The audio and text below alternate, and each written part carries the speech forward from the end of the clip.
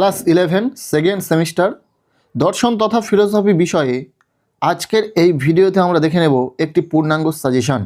Second semester দর্শন পরীক্ষার জন্য পাঠ্য বই থেকে কোন 2 মার্কের প্রশ্নগুলো তোমরা পড়বে, কোন 3 মার্কের প্রশ্নগুলো গুরুত্বপূর্ণ রয়েছে, পাশাপাশি 6 নম্বরের কোন বড় প্রশ্নগুলো পড়া থাকলে তোমরা হুবহু পরীক্ষাতে কমন পাবে, সেই সম্পূর্ণ বিষয়টা আজকের এই ভিডিওতে তুলে ধরব।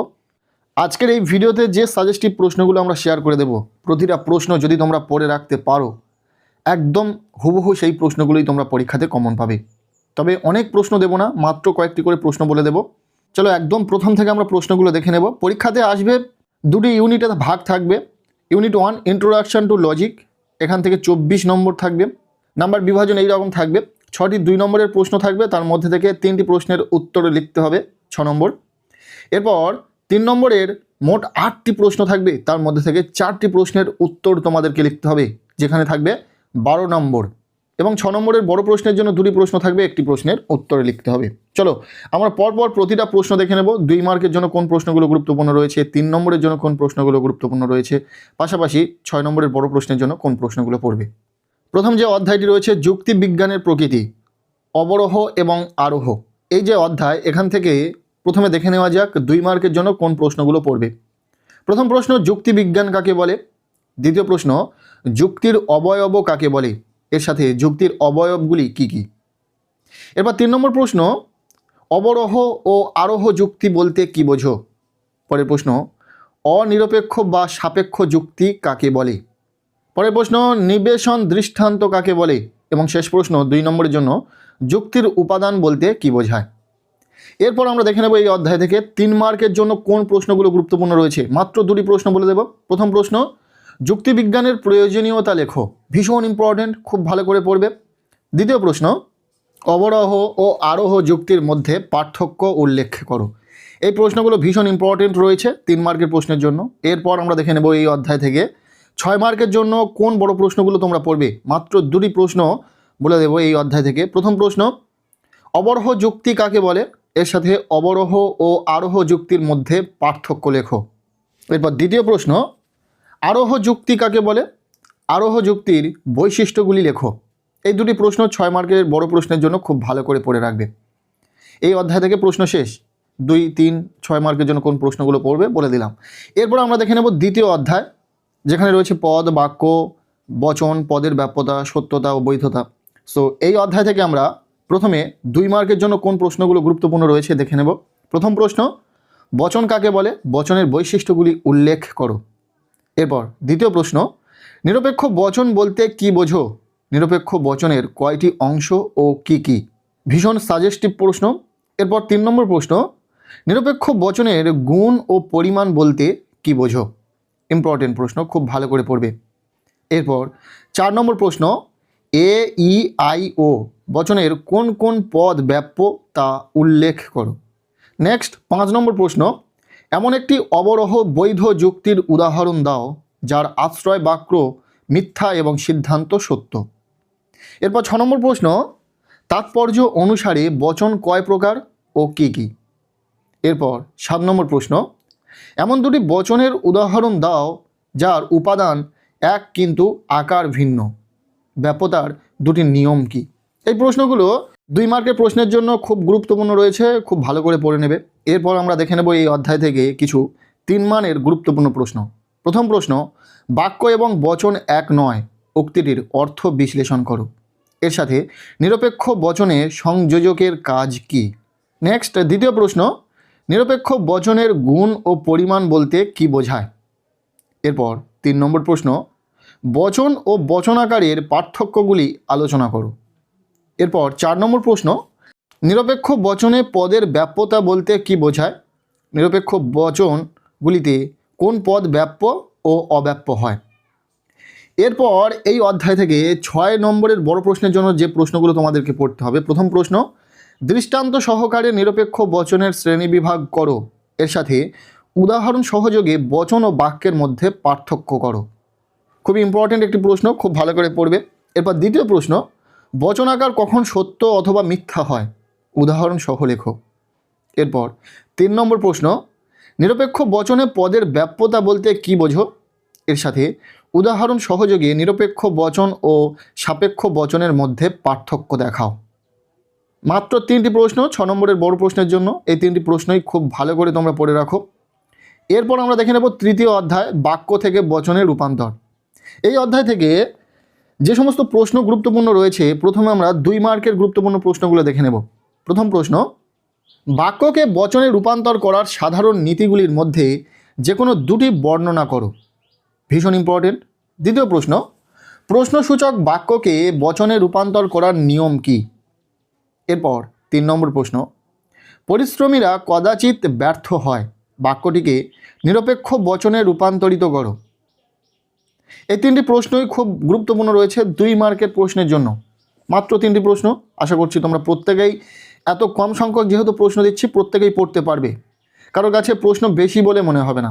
যাই হোক, এরপর আমরা দেখে নেব এই অধ্যায় থেকে 3 মার্কের জন্য গুরুত্বপূর্ণ প্রশ্নগুলি। প্রথম প্রশ্ন, নিম্নলিখিত বাক্যগুলিকে তর্কবিদ্যাসম্মত বচনে রূপান্তর করো। সব শিশুরাই মেয়ে নয়, যে কেউ পাঠশালায় যায়, মানুষ সাধারণত স্বার্থপর।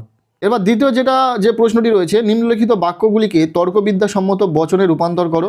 কেবলমাত্র শিশুরা সৎ, কে যুদ্ধ চায়, স্বামী বিবেকানন্দ কর্মযোগী। 3 নম্বরের জন্য এই 2টি প্রশ্ন দেখে রাখো। এরপর আমরা দেখে নেব 6 নম্বরের বড় প্রশ্নের জন্য কোন প্রশ্নগুলো গুরুত্বপূর্ণ রয়েছে। প্রথম প্রশ্ন, নিচের বাক্যগুলিকে তর্কবিদ্যাসম্মত আকারে পরিণত করে তাদের গুণ ও পরিমাণ নির্ণয় করো। কোনো কিছুই একসঙ্গে সাদা ও কালো হতে পারে না। একমাত্র দেশপ্রেমিকরাই দার্শনিক। খুব কম মহিলা সাঁতারু নয়। যদি কোনো কিছু জড় বস্তু হয় তাহলে তার ওজন থাকে। এই একটা প্রশ্নই প্র্যাকটিস করো, আশা করছি যে কোনো ধরনের তোমাদের তর্কবিদ্যাসম্মত প্রশ্ন আসুক না কেন তোমরা কিন্তু অ্যান্সার করতে পারবে। তবে এই একটাই খুব গুরুত্বপূর্ণ রয়েছে, খুব ভালো করে পড়ো। এরপর আমরা দেখে নেব 4র্থ অধ্যায়, বচনের বিরোধিতা। এই অধ্যায় থেকে যে প্রশ্নগুলো গুরুত্বপূর্ণ রয়েছে, প্রথমে 2 মার্কের জন্য যে প্রশ্নগুলো গুরুত্বপূর্ণ রয়েছে দেখে নাও। প্রথম প্রশ্ন, বচনের বিরোধিতার 2টি শর্ত কি কি?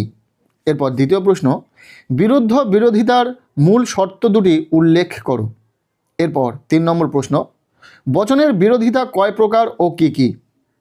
4 নম্বর প্রশ্ন, অধীন বিপরীত বিরোধিতার একটি দৃষ্টান্ত দাও।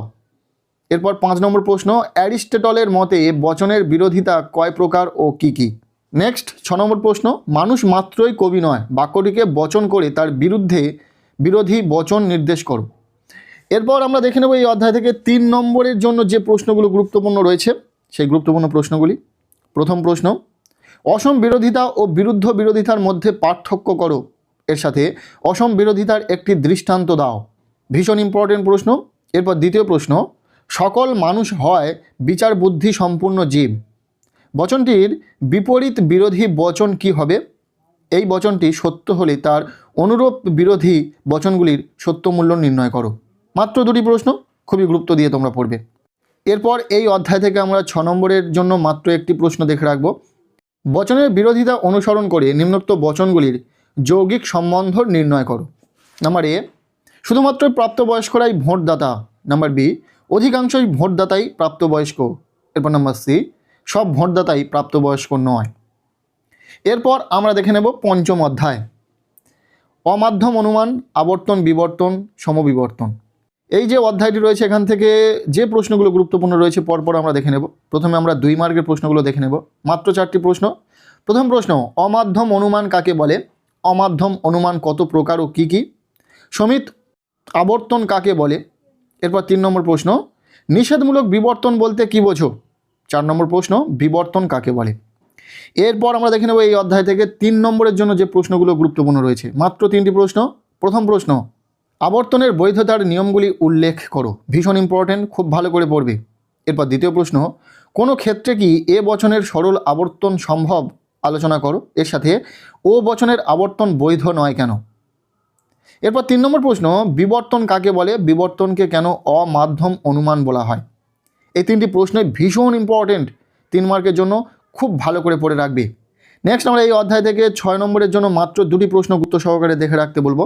প্রথম প্রশ্ন, দৃষ্টান্ত সহ মাধ্যম ও অমাধ্যম অনুমানের মধ্যে পার্থক্য দেখাও। গুরুত্বপূর্ণ প্রশ্ন।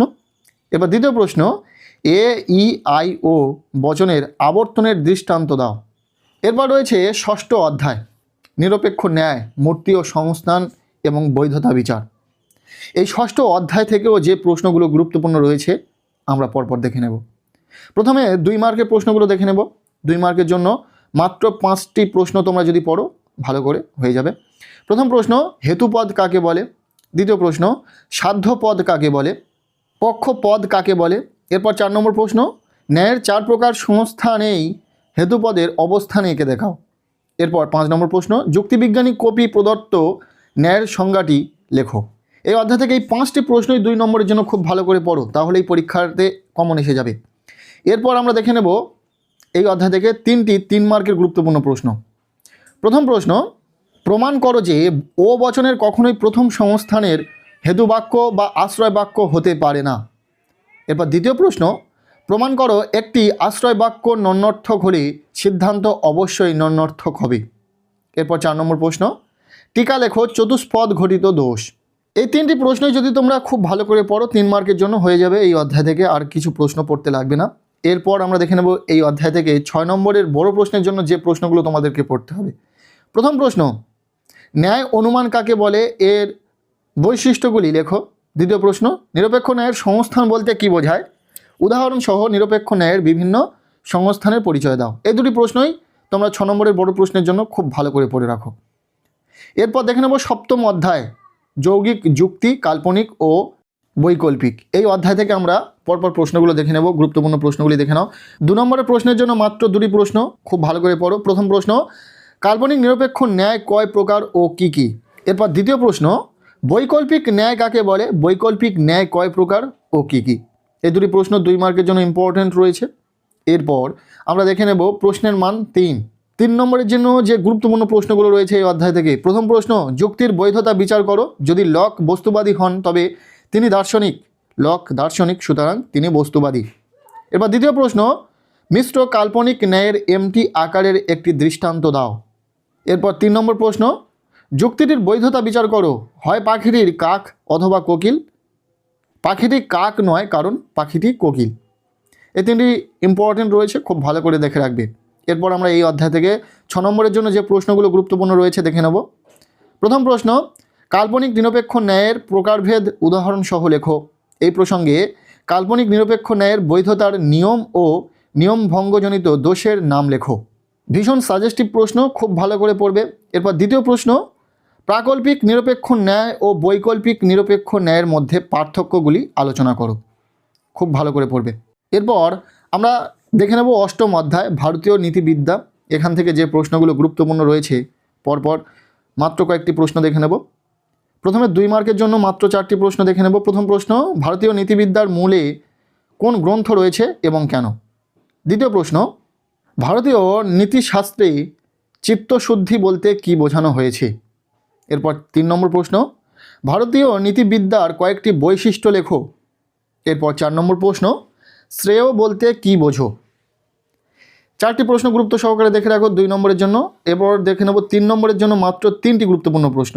প্রথম প্রশ্ন, ভারতীয় নীতিশাস্ত্র কি জীবনমুখী? উভয়ের সাপেক্ষে যুক্তি দাও। দ্বিতীয় প্রশ্ন, ভারতীয় নীতিতত্ত্বে কর্মবাদ ও নৈতিকতার সম্পর্ক সংক্ষেপে আলোচনা করো। এরপর 3 নম্বর প্রশ্ন, বেদ হলো ভারতীয় নীতিবিদ্যার আকার গ্রন্থ, ব্যাখ্যা করো। এরপর প্রশ্নের মান 6, মাত্র একটি প্রশ্ন গুরুত্ব সহকারে দেখে রাখো। ভারতীয় নীতিবিদ্যার স্বরূপ আলোচনা করো। প্রশ্নটি গুরুত্ব দিয়ে পড়বে। এই ছিল একাদশ শ্রেণীর 2য় সেমিস্টার পরীক্ষার জন্য দর্শন তথা ফিলোসফি বিষয়ে একটি পূর্ণাঙ্গ সাজেশন।